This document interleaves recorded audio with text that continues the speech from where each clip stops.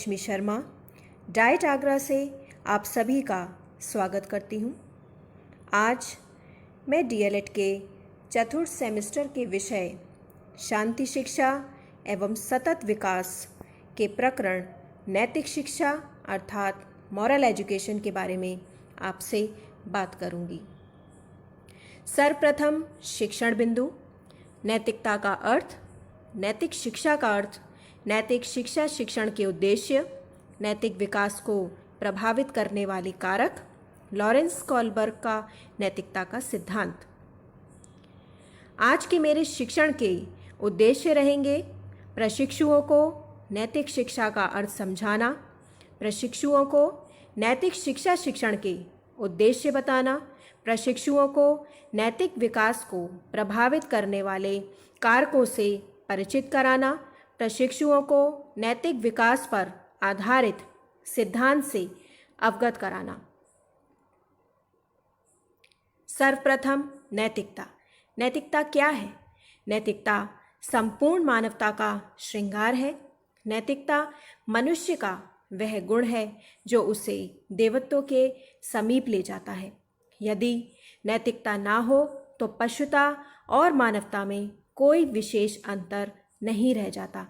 नैतिकता धर्म से संबंधित होती है, हमारे आदर्श मूल्यों से संबंधित होती है।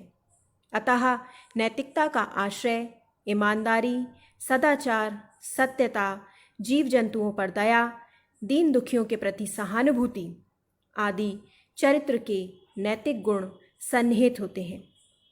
नैतिकता का अर्थ समझ लेने के पश्चात नैतिक शिक्षा क्या है, आइए इसको जानें। नैतिक शिक्षा। नैतिक अर्थात मॉरल लैटिन शब्द मॉरस से मिलकर बना है, जिसका अर्थ होता है आदर्श विचार और लोगों के तरीके। अतः नैतिक तरीके से व्यवहार के मापदंडों की अनुरूपता के अनुसार आचरण करना ही नैतिक शिक्षा है। महात्मा गांधी जी के अनुसार नैतिक कार्य में हमेशा सार्वजनिक कल्याण की भावना होनी चाहिए तथा इसका लाभ उनके कुटुंबकों को नहीं वरन प्रत्येक मानव के लिए भी होना चाहिए। नैतिक शिक्षा शिक्षण के उद्देश्य। सर्वप्रथम मानसिक विकास। नैतिक शिक्षा का उद्देश्य निर्णय, स्मृति, कल्पना, चिंतन आदि शक्तियों का विकास करना है। यदि व्यक्ति मानसिक रूप से स्वस्थ होगा तो उसका समस्त क्षेत्रों में विकास भी उचित रूप से होगा। दूसरा उद्देश्य है सर्वांगीण विकास। शिक्षा के माध्यम से ही व्यक्ति का सर्वांगीण विकास होता है। नैतिक शिक्षा से ही व्यक्ति के चरित्र में नैतिक गुणों की अभिवृद्धि होती है। तीसरा उद्देश्य है सांस्कृतिक एकता का विकास। विद्यार्थियों को देश के विभिन्न भागों की संस्कृति और दूसरे देशों की संस्कृति का भी सम्मान आवश्यक रूप से करना चाहिए ताकि देश में सांस्कृतिक भावना को विकसित किया जा सके। चौथा उद्देश्य भावनात्मक एकता का विकास। नैतिक शिक्षा का मुख्य उद्देश्य है कि वह राष्ट्र के विभिन्न भागों के व्यक्तियों में भावनात्मक रूप से एकता को बनाए रखे। आज देश की वर्तमान परिस्थितियों में देश के नागरिकों के लिए भावनात्मक एकता को बनाए रखना भी आवश्यक है। पांचवा नेतृत्व के गुणों का विकास। नैतिक शिक्षा का उद्देश्य योग्य एवं कुशल नागरिकों का निर्माण करना है।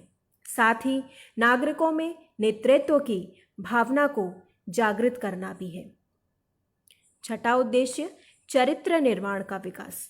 महात्मा गांधी और हर्बर्ट स्पेंसर आदि विचारकों ने नैतिक शिक्षा को मुख्य उद्देश्य चरित्र निर्माण बताया है। स्पेंसर ने अपने शब्दों में कहा कि बालक का सबसे महान और आवश्यक, सबसे बड़ा रक्षक उसका चरित्र ही है। नैतिक शिक्षा शिक्षण के उद्देश्यों को समझ लेने के पश्चात नैतिक विकास को प्रभावित करने वाले कारकों को भी समझना आवश्यक है। पहला कारक है आयु का प्रभाव। बड़े बालकों में अल्प आयु के बालकों की अपेक्षा भले बुरे, उचित अनुचित, सत्य असत्य के अंतर को समझने की क्षमता अधिक होती है। दूसरा, बुद्धि का प्रभाव। प्रत्येक बालक नैतिक एवं अनैतिक आचरण, सत्य एवं असत्य संबंधी निर्णय तथा अच्छी बुरी भावनाओं के अंतर को अपनी बुद्धि के अनुसार ही समझ पाते हैं। तीसरा कारक है मनोरंजन का प्रभाव। मनोरंजन का प्रत्यक्ष प्रभाव बालक के नैतिक विकास पर सीधा पड़ता है। चलचित्र, रेडियो तथा पुस्तकें मनोरंजन के साधन होती हैं। इन साधनों के द्वारा वर्णित घटनाओं का सीधा प्रभाव बालक के नैतिक विकास पर पड़ता है। चौथा, विद्यालय का प्रभाव। बालक के नैतिक विकास में विद्यालय का अहम योगदान है। विद्यालय के शिक्षक और शिक्षक द्वारा पढ़ाए जाने वाले पाठ्यक्रम, विद्यालय की गतिविधियां, बालक के सहपाठीगण आदि सभी का बालक के नैतिक विकास पर प्रत्यक्ष प्रभाव पड़ता है। धार्मिक संस्थाओं का प्रभाव। धार्मिक संस्थाओं का भी बालक पर अधिक प्रभाव पड़ता है। धार्मिक संस्थाओं का प्रभाव बच्चे के ऊपर उस सीमा तक पड़ता है जिस सीमा तक उसके अभिभावक, माता पिता तथा शिक्षक उनमें विश्वास रखते हैं। घर का प्रभाव। ऐसे घर जहां दो बालकों को समान रूप से समुचित ध्यान दिया जाता है, उनके साथ सद्भावनापूर्ण व्यवहार किया जाता है, वहां बच्चों के परिवार में समायोजन बहुत ही अच्छे ढंग से संपन्न होता है। नैतिक विकास को प्रभावित करने वाले कारकों को समझने के उपरांत नैतिक विकास को समझने के लिए कॉलबर्ग का नैतिक विकास पर आधारित सिद्धांत को जानते हैं। अब कॉलबर्ग के नैतिक विकास का सिद्धांत। कॉलबर्ग एक अमेरिकन मनोवैज्ञानिक थे। कॉलबर्ग पियाजे के नैतिक विकास के सिद्धांत से अत्यंत प्रभावित थे।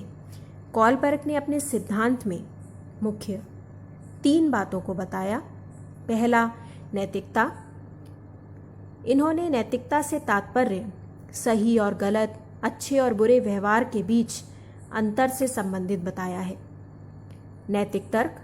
नैतिक तर्क सोच की वह प्रक्रिया है जिसके द्वारा व्यक्ति यह निर्धारित करता है कि क्या किसी भी विचार का इरादा सही है या गलत है। दुविधा अर्थात डिलेमा एक ऐसी स्थिति जिसमें किसी व्यक्ति को समस्या के समाधान के रूप में 2 परस्पर और समान रूप से कार्यवाही के प्रतिकूल परिणामों में से किसी एक को चुनने की आवश्यकता होती है।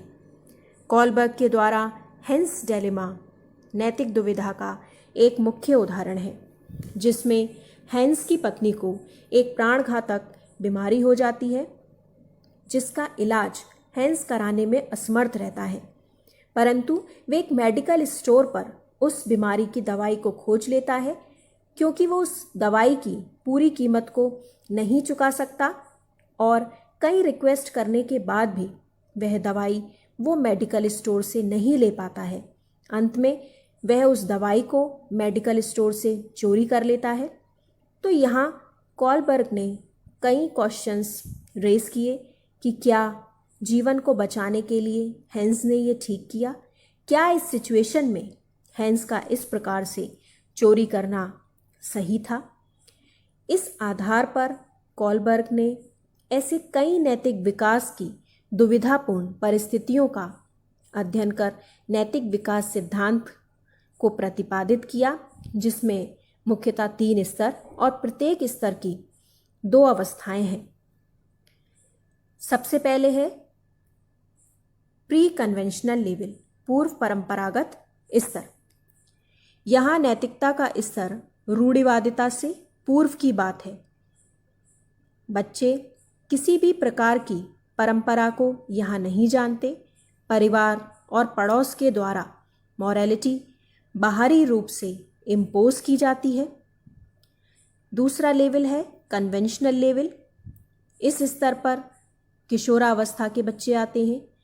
यह नैतिक स्तर परंपरागत रूप से चला आ रहा होता है, जैसे समाज के नियमों के आधार पर बच्चा उन्हीं नियमों का पालन करता है या उन्हीं नियमों को निरंतर अपने व्यवहार में उतारता है।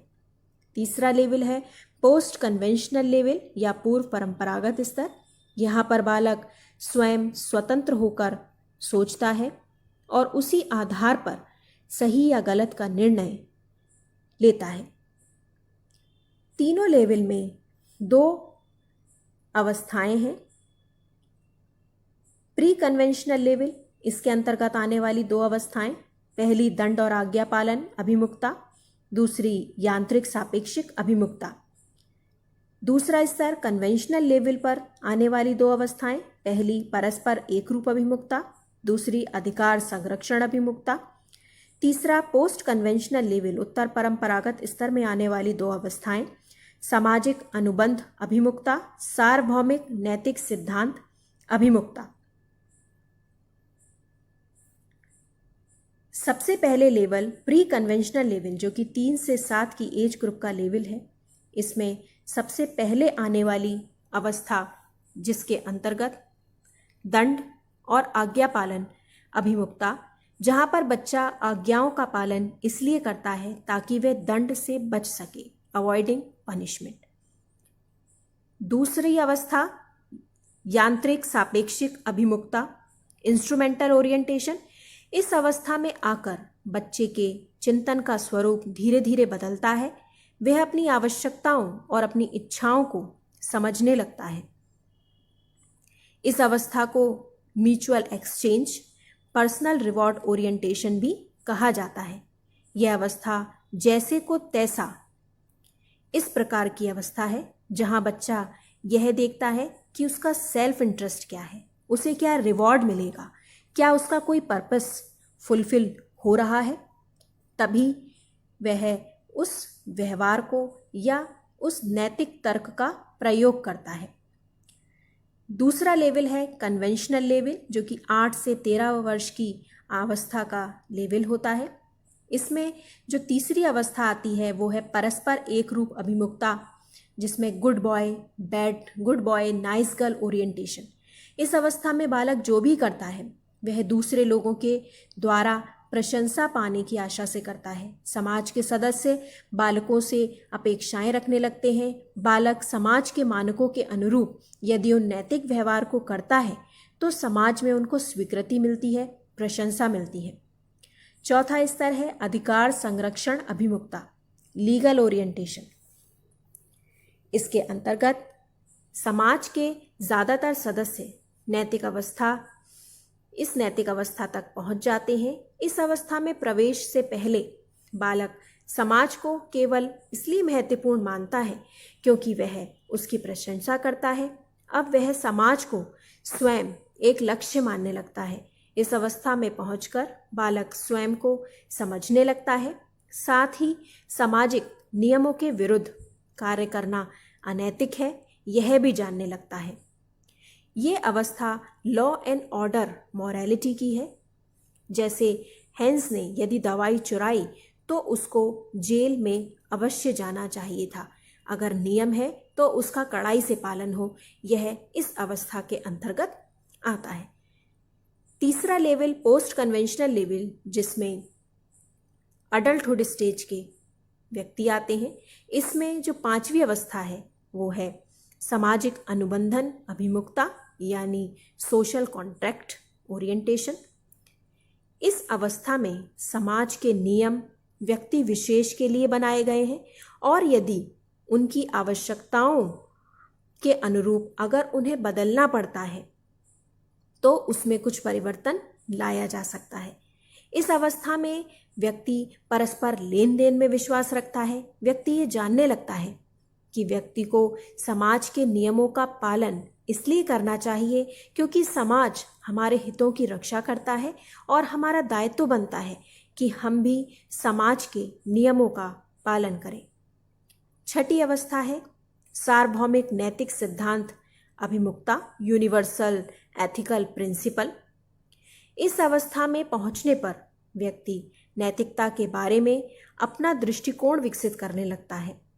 व्यक्ति में स्वयं का विवेक पैदा हो जाता है। व्यक्ति को अच्छे बुरे, उचित अनुचित आदि विषयों पर स्वयं के व्यक्तिगत विचार विकसित हो जाते हैं। अब व्यक्ति के विकास का एकमात्र आधार विवेक बन जाता है, क्योंकि इस अवस्था पोस्ट कन्वेंशनल लेवल के अंतर्गत आती है, यानी यह अवस्था परंपराओं से परे है। तो मानवता के विकास के लिए कोई भी ऐसा परिवर्तन जो कि व्यक्ति विशेष की परिस्थितियों को बदल सकता है, उनकी स्थिति को सुधार सकता है, वो लाया जा सकता है।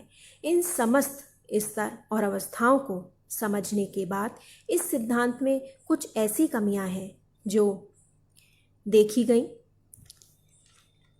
सबसे पहले, सभी संस्कृतियों पर लागू नहीं। कैरल गिल्गिन इन्होंने कॉलबर्ग के सिद्धांत की आलोचना करी कि सभी संस्कृतियों पर इसको लागू नहीं किया जा सकता, क्योंकि ये वेस्टर्न कल्चर की स्टडी है। व्यक्तिगत समाज पर इसमें विशेष बल दिया गया है, जबकि भारत में तो वसुदेव कुटुंबकम की बात की जाती है।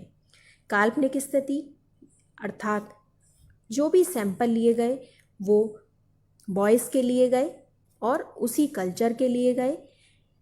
करीब 72 स्टोरीज जो थी वो उन्होंने काल्पनिक तौर पर नैतिक विकास के सिद्धांत को प्रतिपादित करने के लिए बनाई, जिसके कारण इसकी एक आलोचना और हुई।